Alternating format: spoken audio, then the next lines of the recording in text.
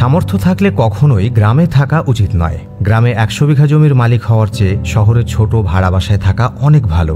কেন এমনটা বলছি শুনুন এবারে। একবার ভাবুন তো, গ্রামের মানুষ কি আসলেই সহজ সরল?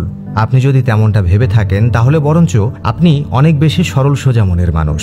কেননা গ্রামের সবচেয়ে সরল সোজা মানুষটাও শহরের মানুষকে এক হাটে 3 বার বিক্রি করতে পারবে। আপনি পুকুরের যত্ন সহকারে মাছ চাষ করবেন, একদিন ঘুম থেকে উঠে দেখবেন সব মাছ হারিয়ে বসে আছে।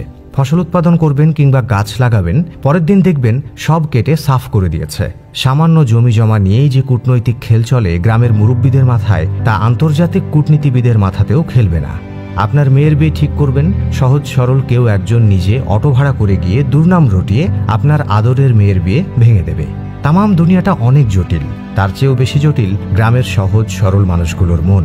গভীরভাবে খেয়াল না করলে টেরও পাবেন না কখন কোন দিক দিয়ে আপনার ক্ষতি করে ফেলেছে তারা। পরনে লুঙ্গি আর আলাভোলা একখানা হাসি দেখে তাদের কাউকে সহজ সরল ভেবে বসবেন না। অন্তত গ্রামের তুলনায় শহরের মানুষ বেশি সহজ সরল আর উদার হয়।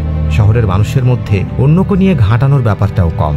এর কারণ শহরের মানুষকে অনেক বেশি ব্যস্ত সময় পার করতে হয়, তারা অন্যের সমালোচনা করার মতো সময় পায় না। আর গ্রামের বেশিরভাগ মানুষকে বছরের বেশিরভাগ সময় তেমন কোনো কাজই করতে দেখবেন না। নিতান্ত দিনভর খেটে খাওয়া কিছু মানুষ বাদে বাকিদেরকে দেখবেন এর ওর বাড়িতে গিয়ে উঁকি দিতে। দিনের কিছু সময় টুকটাক কাজ করে বিকেলে চায়ের দোকানের আড্ডাকে তারা গিবতের কারখানা বানিয়ে ছাড়ে। পরিবারের কেউ না কেউ শহর বা বিদেশ থেকে টাকা পাঠায়, আর পরিবারের সবাই মিলে তাই নিয়ে অহংকার করে।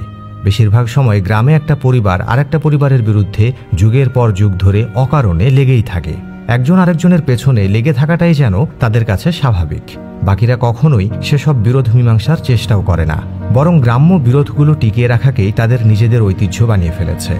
দীর্ঘদিন শহরে থাকা মানুষ ইচ্ছে করলেও গ্রামে গিয়ে শান্তিতে থাকতে পারে না।